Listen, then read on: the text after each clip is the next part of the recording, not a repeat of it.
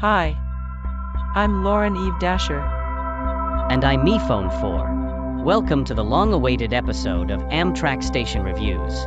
Today we are discussing the Kansas City, Missouri Union Station. With strong regional support and financing, this grand Beaux-Arts masterpiece was rehabilitated to house a variety of museums, shops, restaurants, offices, and transportation facilities. Sorry about the long wait, MePhone4 and I have a lot of things between the previous episode and this one.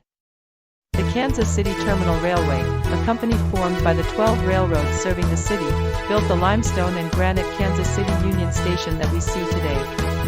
Excavation began in 1911, and on October 30, 1914, Kansas City Union Station opened as the third largest train station in the country.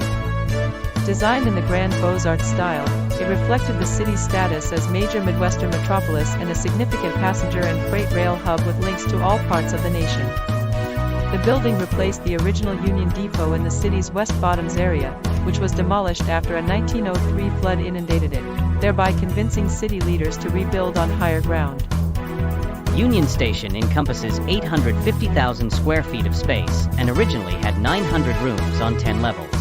The Grand Hall was intended for ticketing, while the North Waiting Hall, extending perpendicularly from the main hall and over the railway tracks, served as a passenger waiting area. The ceiling in the Grand Hall soars 95 feet high, and from it hang 3 glittering chandeliers, each weighing 3,500 pounds. A 6-foot-high clock hangs from the ceiling at the nexus of the Grand and North Halls. The North Waiting Hall, with its 65-foot ceiling, can contain an assemblage of 10,000 people. Designed by Chicago architect Jarvis Hunt, a proponent of the City Beautiful movement, the station features a coffered ceiling in the Grand Hall, rose-brown marble floors throughout the main areas, and both light and dark stone facings on the interior walls. 3 enormous, deep-set arches mark the facade, rendering the Grand Hall light and airy. More arched windows similarly light the North Hall.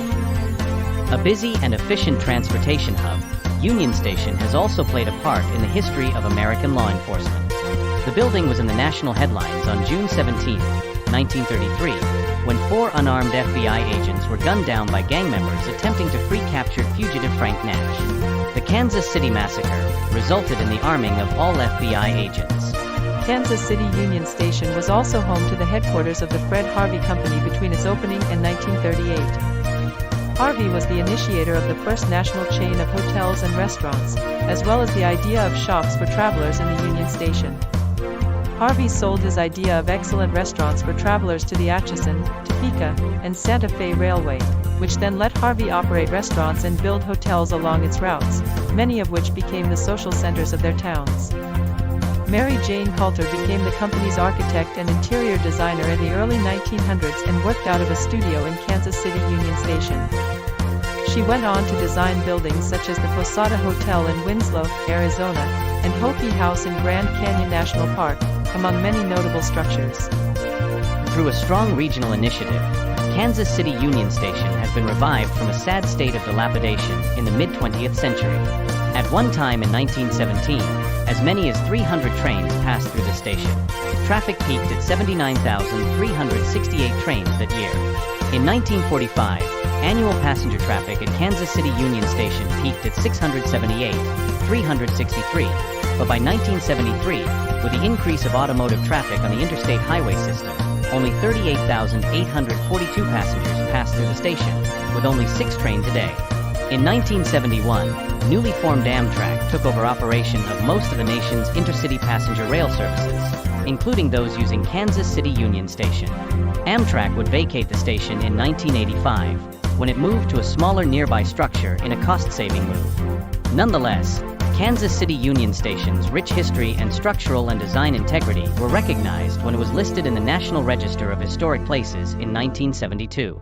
2 years later, the Kansas City Terminal Railway and a private developer, Trizic, a Canadian redevelopment firm, made a deal to redevelop the station. Between 1979 and 1986, Trizic constructed 2 office buildings adjacent to Kansas City Union Station, but did not redevelop the site. In 1988, the city filed suit against Trizic for failure to redevelop the property.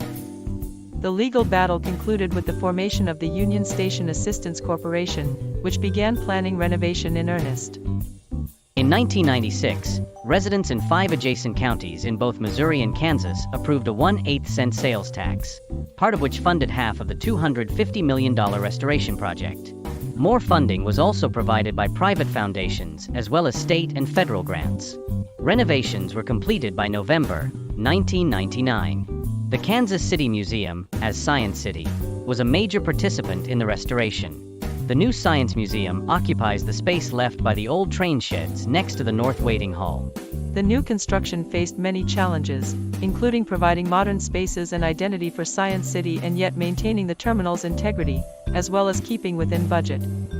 This challenge was undertaken by a joint venture architectural team of Ehrenkrantz Eckstadt and Kuhn of New York and Smith Group of Washington, D.C.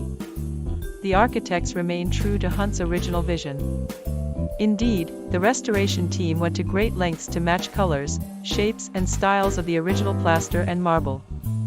They managed to do this with extensive initial investigation, resulting in a significant cost savings. Today, Kansas City Union Station provides not only intermodal transportation options, but also serves as a destination in itself, with a large interactive science museum, rail exhibit, Irish museum, 5-story Renier Extreme Screen Theater and Gottlieb Planetarium, the Block Theater, as well as restaurants, shops, and event spaces. Kansas City Union Station is largely self-supporting due to its various partnerships, making it a model for other station rehabilitation projects.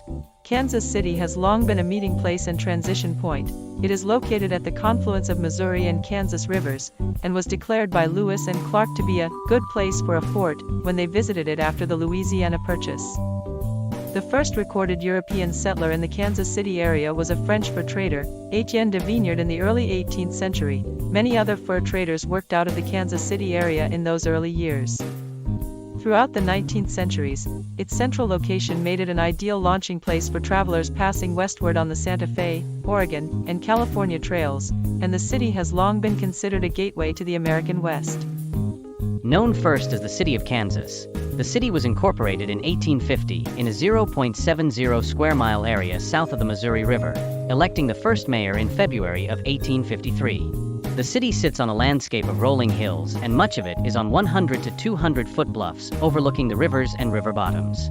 With the building of the Hannibal Railroad Bridge across the Missouri River in 1869, Kansas City became a central location for 11 trunk railroads.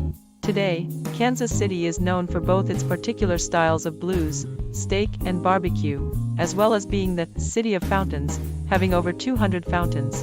Indeed, a fountain forms the logo for the city. The Missouri River Runner is financed primarily through funds made available by the Missouri Department of Transportation. The only Amtrak routes that serve this station are the Missouri River Runner between here and St. Louis and the Southwest Chief between Chicago and Los Angeles. The great news is this station has everything but Wi-Fi, checked baggage service, high platform, parking, and lounge. The hours are 6 a.m. to 10:45 p.m. However, baggage assistance is provided by Ticket Office, but unfortunately, it may be delayed. And that's about it. Next time, we'll discuss the Eddie Bernice Johnson Union Station on 400 South Houston Street in Dallas, Texas. The Texas Eagle is the only route serving this station. Until then, see you next time.